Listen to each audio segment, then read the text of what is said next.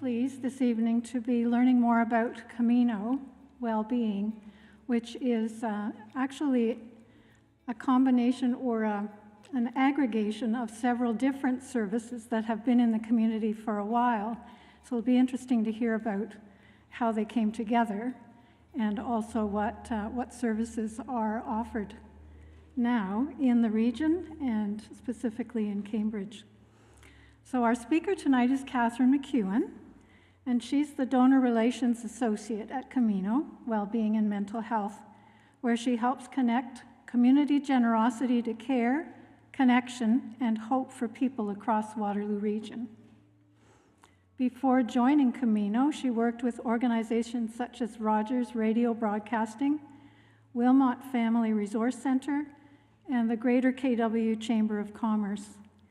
And she told me that since she's worked in broadcasting, she's not at all uncomfortable speaking in front of a group, which is lovely. And outside of work, Kathryn's been very involved in volunteering with local initiatives that strengthen community connection and belonging. She believes that small acts of kindness can make a big difference and that every person has something valuable to give. So Kathryn, welcome.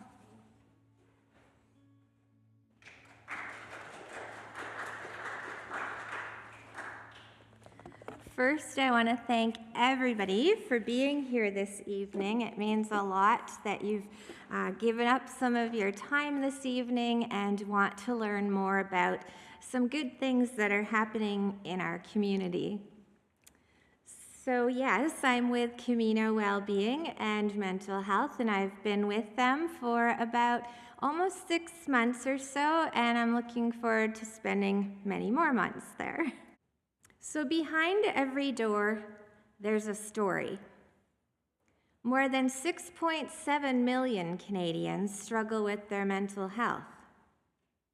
It's estimated that in any year, 20% of Canadians experience challenges with their mental health, and half of the population has faced some level of mental health issues by the time they are 40. 57% of young people aged 18 to 24 years old who had early signs of mental illness said that cost was an obstacle to getting mental health services. And this one always surprises me. About 40% of parents say they wouldn't tell anyone, not even their family doctor, if their child was experiencing a mental health problem. Behind every door, someone could be struggling. A neighbor, a friend, a coworker, or even someone in your own home. It affects everybody, all ages and all backgrounds. So who is Camino? Well, our legacy dates back to the 1850s, believe it or not. And we were 3 organizations who've been long-standing in Waterloo region, and we unified as one strong organization named Camino Wellbeing and Mental Health. The 3 organizations were Corizon, Monica Place, and Kitchener-Waterloo Counseling Services. They came together as Camino Wellbeing, a larger, unified, stronger organization that could serve more people and offer wraparound services. Camino, does anyone know what that means? The word Camino? Road, yes. Path, definitely derived from the word for path. So it reflects the courageous journey that many people travel every day or certain parts of their lives as they seek to improve their mental health. So our mission, we support individuals, families, and communities as they work to strengthen their well-being and mental health. And the vision that we have has been the same for years, a connected community where all people thrive. So our main goal is, yes, supporting your journey to well-being, and that journey looks different for everybody.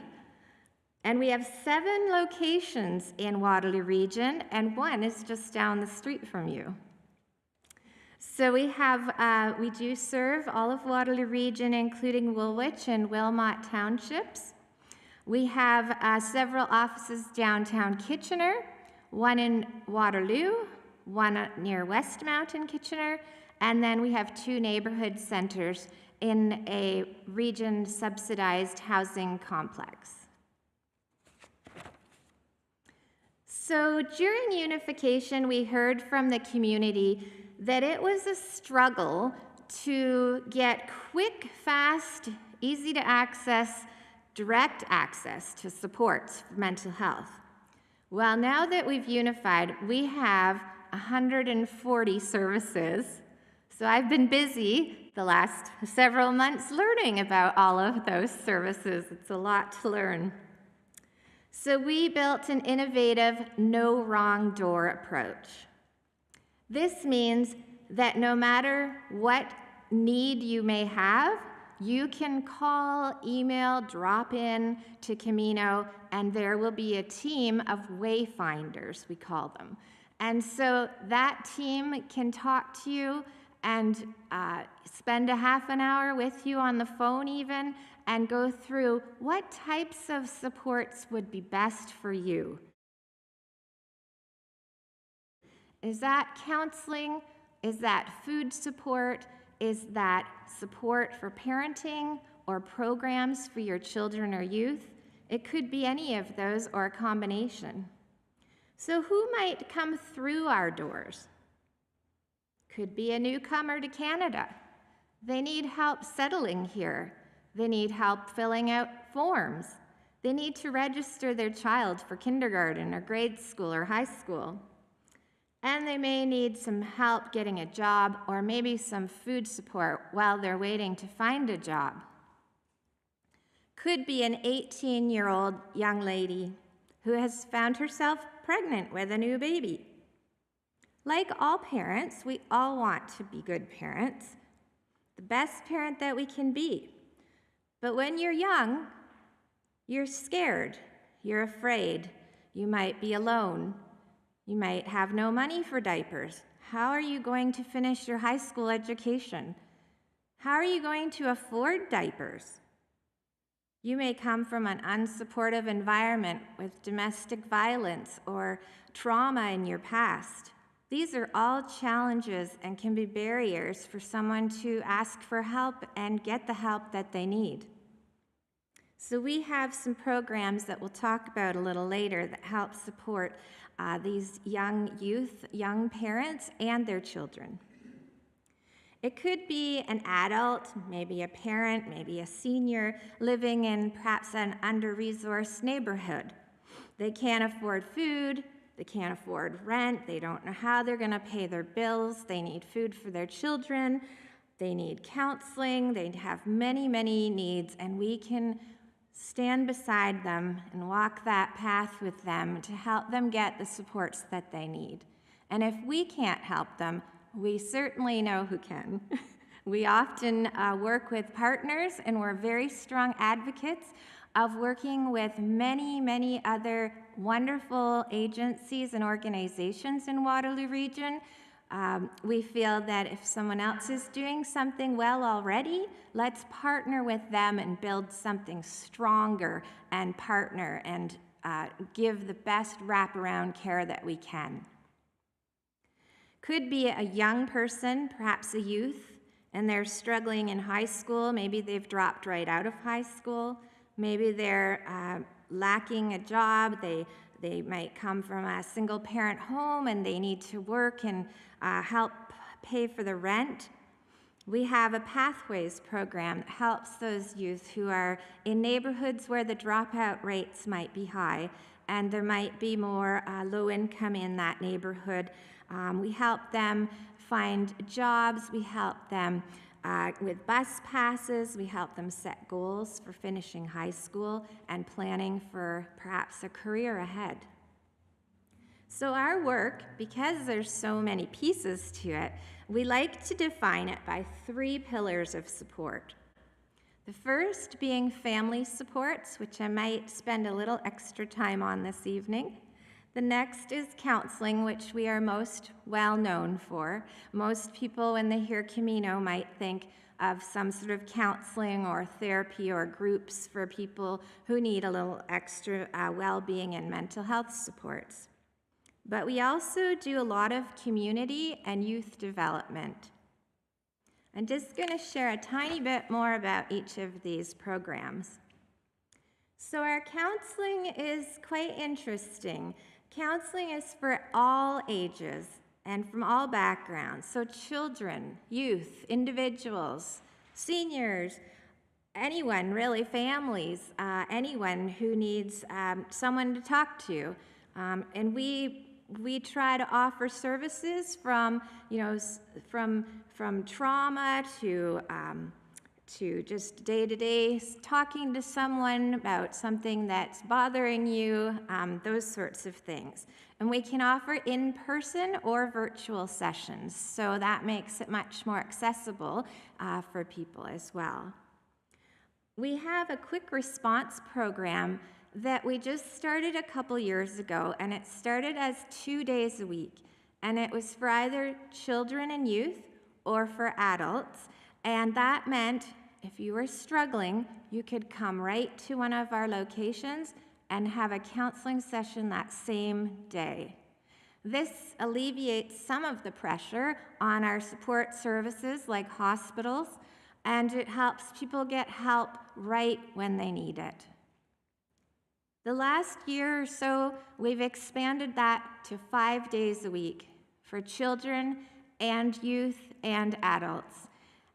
And even if we didn't have the funding, we still expanded it because it was a need, and we went for it. So, especially with the children and youth quick response drop-in counseling, it is funded, but many children require counseling after their initial session. So that's a critical service that has a big funding gap. So we rely on a lot of donations from the community and corporations for that funding. Many of our other services can be funded through the government, through the Ministry of Ontario, the province of Ontario, and other grants and so on. But almost 20% of our budget comes from community donations, individual donations, and grants and things. So we do offer fee for service, which means if you have work benefits or if you would be able to afford to pay for counseling, then you can come to Camino too. Some people have this idea that it's only for people with very complex challenges or people who can't afford to access counseling, but we have some extremely well-trained professional clinical counselors and therapists on site to help people in the community, and we're the largest mental health organization in the region now. So what happens if somebody comes through our doors and they really have nothing extra? Sometimes your well-being and mental health gets pushed to the back burner. I can't afford that. I can't even afford my rent. How am I going to afford to actually go to a counseling session and talk to someone? For those situations, we are happy to say that we can subsidize based on income, and sometimes we can waive the fee completely, but that's only because of generous donors in the community that we can do that. We will never turn away anyone who needs support. So that is our counseling area that's very strong and definitely something that we're most well known for in the community. The next pillar is community and youth development. So we have different supports for newcomers. That can be different well-being supports. It can be neighborhood groups coming together and sewing together, learning to cook different foods that they might not have seen or tasted before.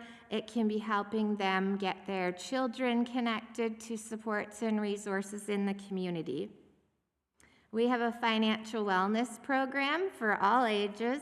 So if anybody needs some help with some budgeting or how they're going to afford to pay their bills, things like that, we have a program for that.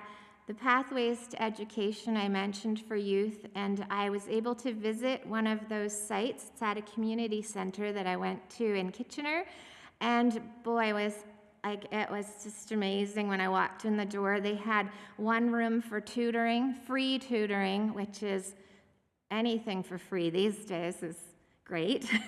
So youth can drop by after school and access that. And then in the next room, people had rocks, and we were painting rocks with some wellness things like, hope or joy. So that kind of more artistic and mental health weaved into that. And then, of course, the most popular program is the recreation, so basketball, that sort of thing in the gymnasium. But these are youth who may not have as bright a future. They need someone to come alongside them. So we have workers who are in the schools in almost all of Waterloo region, and these workers work for Camino under the Pathways program, and they can connect. They have a list of certain students, and they come alongside them and help them set goals for school, goals for maybe finding a job, goals for their future. Are they going to go to college? Are they going to go to university? What is in their future, and how can they best support them to get on that path? It might mean bus passes, and one of the workers told me they can get a gift card, I believe, now and then or once a year, a certain allotment, and some of them take that home and buy food for their family.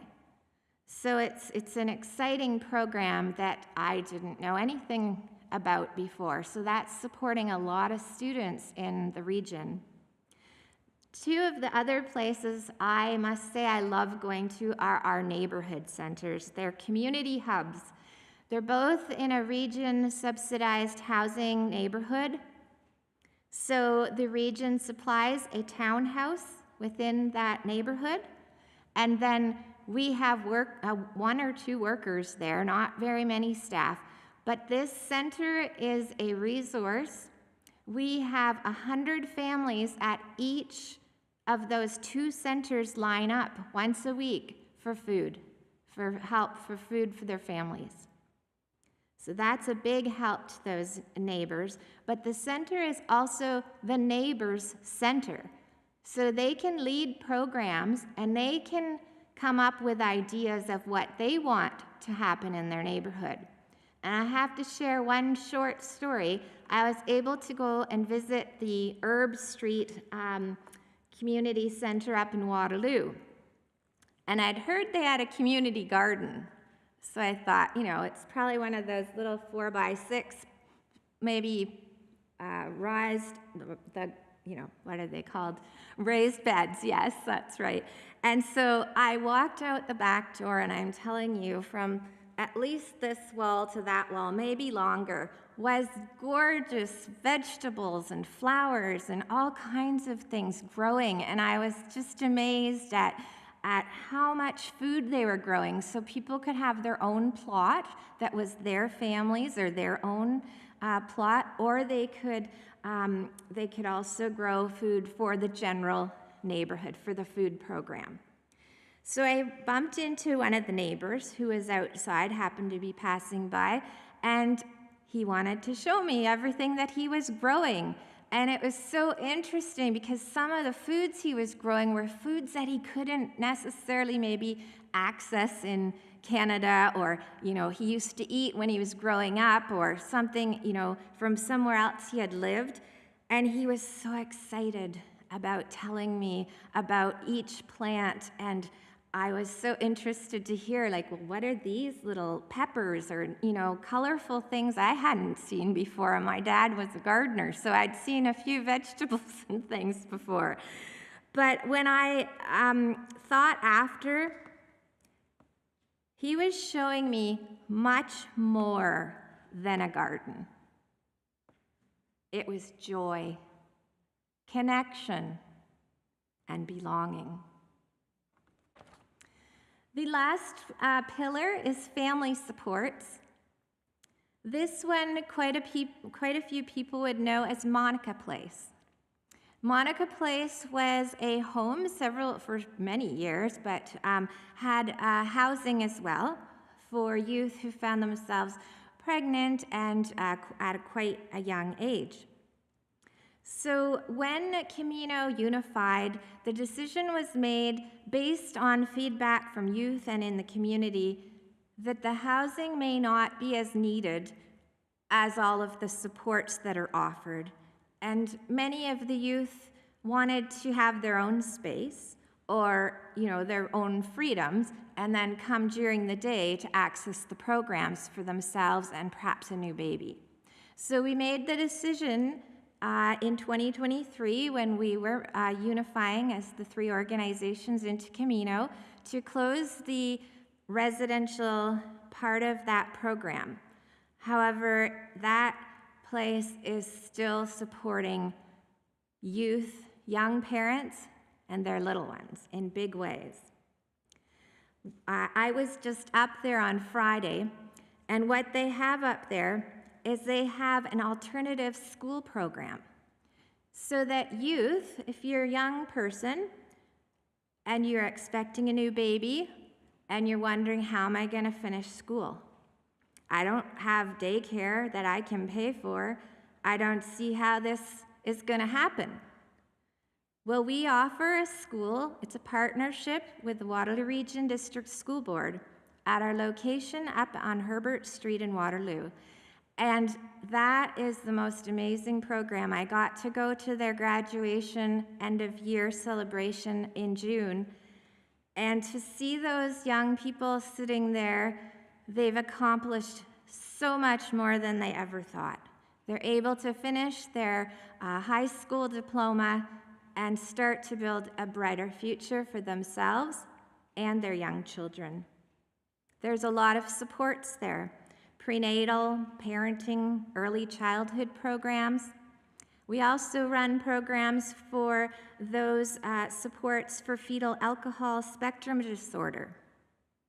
And we have many children's mental health supports, where we even go into homes where there's very complex issues, where parents are struggling, a child has very complex needs with their well-being and mental health, and we have workers that will go into that home to try to stabilize things, because some people aren't ready for counseling.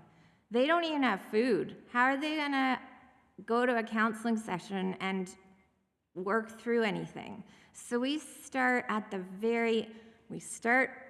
like to do preventative, but we also try to work with families before it turns into something where there are interventions by police or other services. So we try to prevent and then also walk alongside people to change that trajectory of their life and those who they love. So I wanted to talk just a couple minutes about the building down the road on Ainsley Street, and also about the Pregnant Parenting Youth Program, because those are two that I find are fantastic in particular. I have a real interest in them, and I also know Susan had wondered, what all do they do down at the building on Ainsley Street, and what are ways people can help, and especially since this is in your community of Cambridge, it's of particular interest. So the building at Ainsley Street, just down the road, is 3 floors. It has 15 units, and they're all 2-bedroom units. And Camino owns this building. It has laundry on site, and we have 2 staff at least there all day and into the early evening. We offer workshops, counseling. We have a Camino therapist there available. And it's meant to be transitional housing. So it's a 2-year program where anyone under 25, 26 years old, if they're a young parent, they could be a single parent, they could have a partner with them or a husband or wife, whichever, and they can go to this program to try and work on stabilizing, getting a job, finishing education, anything like that. So it's a program. It's not just somewhere for them to live that's more affordable, or they do pay based on income, so sometimes that can be not very much, or depending on their situation. So they can stay there for 2 years, and then they would move on to, we hope, a better path for them and their children. We do have a volunteer opportunity at the center just down the street, and it's in respite. So we need volunteers 1 or 2 nights a week or month. I think actually maybe month, but I'd have to double check that, sorry. But you would provide child minding in the evening, so if the young people have appointments or workshops or programs or homework, you can spend a little time with their young ones. The parents stay on site, so you're not completely watching them alone, but you are in a space watching them. And it lets the young person have a little bit of a break, or a little bit of time to even have a nap, or, if any of you are young parents, you know that having a little bit of time is wonderful to do something for yourself or to get something accomplished. So we do need some volunteers in that area just here on Ainsley Street. For the Pregnant and Parenting Youth Program, I forgot to mention that we also have child minding there, and we have a lot of volunteers because that runs every day from probably about 9 in the morning till 2:30 or 3 in the afternoon, and that is completely no charge for those young people as they finish their high school diploma. One thing that I saw on Friday that was so amazing was they have a full bathroom with like a bathtub, a shower, a little spa kind of tiered shelving unit with lots of nice towels and things. They have a room where moms can go to nap, or if they're struggling maybe with postpartum depression or anything, when they need a break, and there's rooms with your baby, they can sleep in the room with you or alone. We also have this great little room that's napping stations.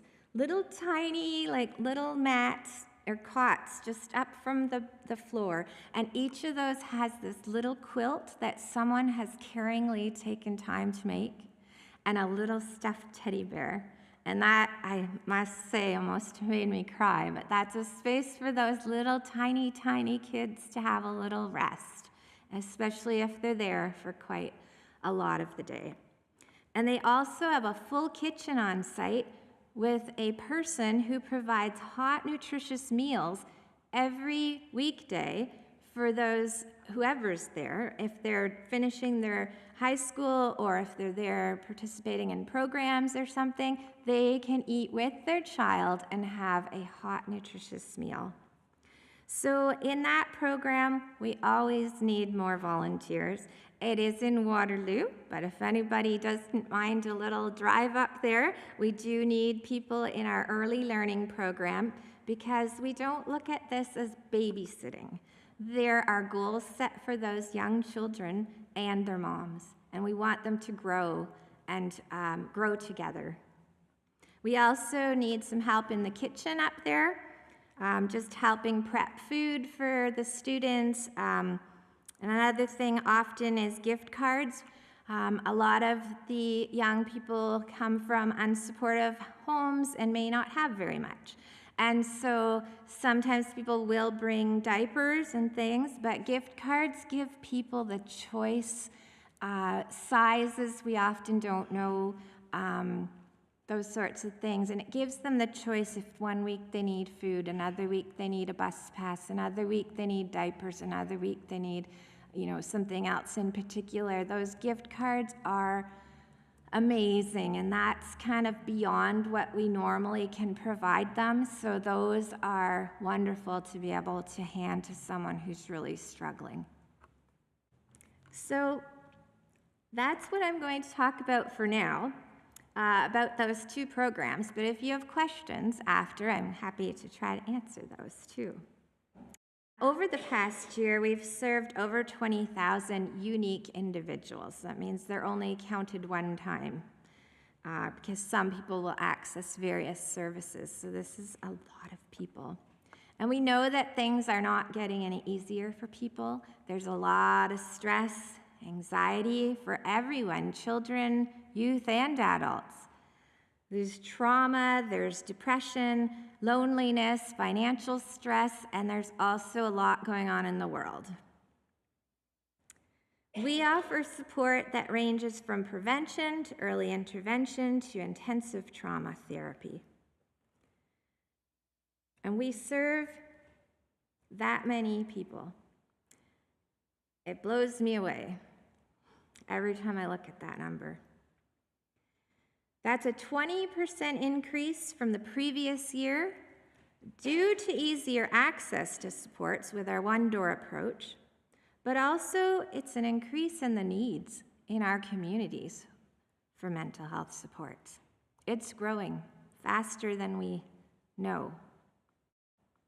And we're committed to removing barriers for people to be able to access the care they need. Often they can't wait 3 weeks. They're struggling some serious, complex, serious mental health issues, or they're not feeling well at all. And how can they get the supports that they need right when they need it? There's barriers like language, so we do have interpretation services, and also many of our materials we put into different languages, such as Ukrainian, Farsi, and we also help people sometimes with bus passes or figuring out how they can get to their appointments and their counseling sessions or programs. And there's definitely still stigma around mental health. I feel like it's getting better, but it's still there. Our intake team can look at whatever someone's struggling with and set them on a path to improved well-being and mental health. The wait times for counseling are still quite often a challenge.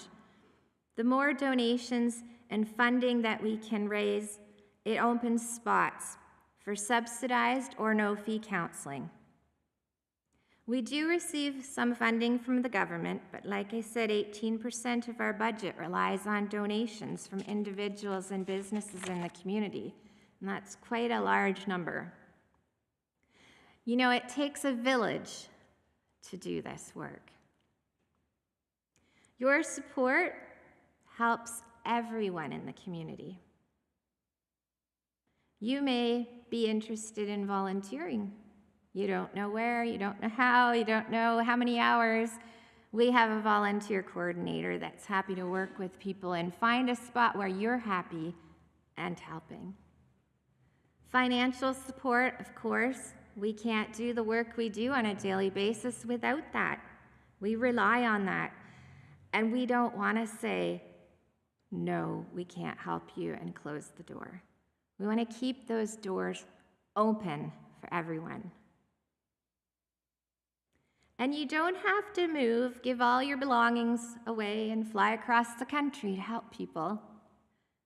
I did hear a speaker a few years ago before I moved into social services work, and I went home and I told my husband, we live in a small village, a lovely home in the country.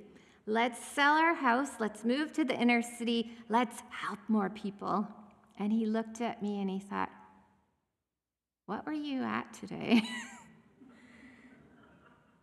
And then I remembered what that speaker had said, and that has impacted my life daily.